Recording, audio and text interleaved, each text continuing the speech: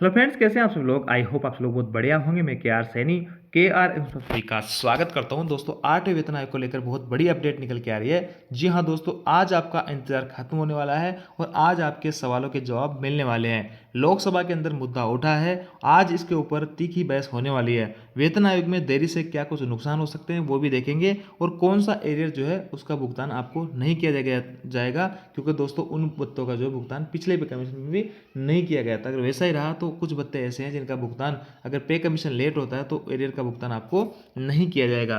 देखिए दोस्तों, ये सवाल उठाए गए हैं श्री टी आर बालू, श्री आनंद भदौरिया जो कि मेंबर ऑफ पार्लियामेंट है। इन्होंने वित्त मंत्री से सवाल किए हैं कि क्या वित्त मंत्री ये बताने की कृपा करेंगे कि क्या केंद्र सरकार के कर्मचारियों के लिए 8वें वेतन आयोग के गठन, जिसकी घोषणा जनवरी 2025 में की गई थी, को अधिसूचित किया गया है। यदि हाँ तो तत्संबंधी ब्यौरा क्या है, और यदि नहीं तो 6 महीने बीत जाने के बाद भी इसे गठित नहीं किए जाने के कारण क्या है। यानी दोस्तों 2025 के अंदर जनवरी में इसका अनाउंसमेंट कर दिया गया था, लगभग 6 महीने बीत चुके हैं। तो इसको क्या नोटिफिकेशन या नोटिफाई किया गया है या नहीं किया गया। अगर किया गया है तो इसका ब्यौरा दीजिए, और नहीं किया गया तो इसका कारण हमें बताया जाए कि 6 महीने बाद भी इसमें इतना डिले क्यों हो रहा है। आगे तीसरा सवाल है, 8वें केंद्रीय वेतन आयोग के अध्यक्ष और सदस्यों की नियुक्ति कब तक की जाएगी और आयोग के विचारक विषय क्या होंगे।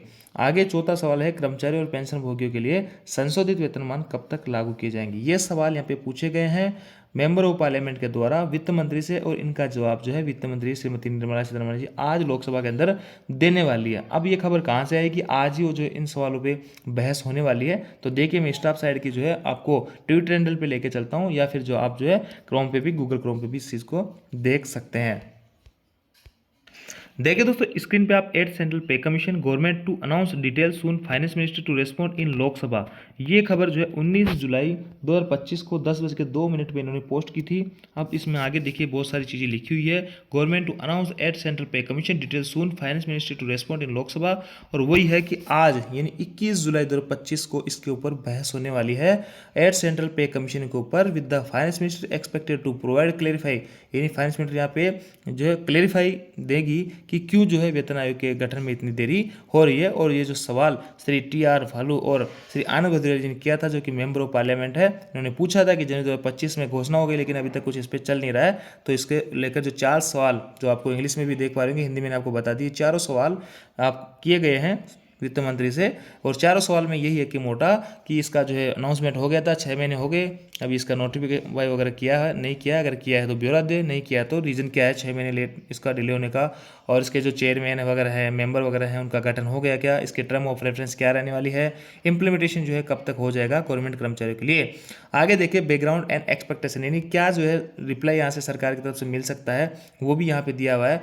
यही है कि 10 साल में आपके पे कमीशन वगैरह लगते हैं। जो और सेवंथ जो सीपीसी था वो 2016 से लागू हुआ था, लेकिन एक इसका जो है एक्सपेक्टेड टू कॉन्स्टिट्यूशन, इसका जो कॉन्स्टिट्यूशन है यहाँ पे आपका 2014 में हो गया था, उसको देखते हुए आपका 2024-25 में इसका जो कॉन्स्टिट्यूशन हो जाना चाहिए था 2026 का। लेकिन अभी सिर्फ 5 महीने बचे हैं आपके 2026 आने में, लेकिन इसको लेकर अभी तक कुछ क्लियर यहाँ पे नहीं है। सभी कर्मचारी पेंशन जो है वहाँ पे बड़ी बेसब्री से इंतजार कर रहे हैं कि इनका पे स्ट्रक्चर अगला क्या होने वाला है। अब देखिए यहाँ पे क्या क्या जो है रिप्लाई श्रीमती निर्मला सीतारमण जी की तरफ से मिल सकता है कि नोटिफिकेशन फॉर द 8 सेंटर में CPC may have been delayed, इसका कारण दे सकते हैं कि एडमिनिस्ट्रेटिव रीजन पे दे सकते हैं।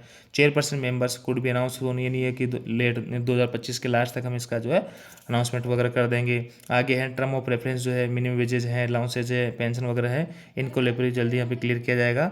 और in past trends continue the revised pay scales में टेक इफेक्ट फ्रॉम जनवरी 2026 से, यानी कह रहे हैं कि हम जो भी चीज़ें बढ़ाएंगे वो हम जनवरी 2026 से लागू करेंगे जितना भी डिले हो। तो ये इनका रिप्लाई यहाँ पे मिल सकता है। 21 जुलाई को डिस्कशन होने वाला है लोकसभा के अंदर, आज ही की डेट है 21 जुलाई। तो देखते हैं फ्यूचर के रिवीजन वगैरह क्या रख सकते हैं। आज जो यहाँ पे निर्मला सीतारमण जी की जो रिप्लाई आएगा उससे साफ साफ संकेत मिल जाएगा कि आपका जो है फ्यूचर में जो रिवीजन होने वाला है पे स्ट्रक्चर का वो किस हिसाब से होने वाला है। अब देखिए दोस्तों, 8 सेंट्रल पे कमीशन जो है अगर डिले होता है तो उससे कौन कौन सा नुकसान आपको हो सकता है। 8 pay commission, no official announcement of chairman TOR of 8 central pay commission, यानी 8 सीपीसी को लेकर अभी भी ना चेयरमैन की जो अनाउंसमेंट हुआ है ना टर्म ऑफ रेफरेंस का अनाउंसमेंट हुआ है। आगे लिखा है it formation is delayed further implementation में नॉट हैपन ऑन टाइम, यानी अगर इसमें और डिले होता है तो यहाँ पे फिर टाइम पे लागू नहीं हो पाएगा। एम्प्लॉय में फेस लॉस ऑफ एचआरए और टी, यानी एचआरए और टीए का नुकसान आपको उठाना पड़ सकता है, क्योंकि दोस्तों एचआर और टीए में जो हाइक होगा उसका पिछला जो पे कमीशन था उसके अंदर भी उसका एरियर नहीं दिया गया था, क्योंकि पिछला जो पे कमीशन था उसका इंप्लीमेंट भी लेट हुआ था। तो जितना टाइम 2016 में इंप्लीमेंट होना था उससे जितना लेट हुआ उसका एरियर मिलना चाहिए था एचआरए और टीए का, लेकिन उसका भुगतान नहीं किया गया था। अगर वैसा ही रहता है तो आपको 8th सेंट्रल पे कमीशन के अंदर भी एचआरए और टीए का नुकसान उठाना पड़ सकता है।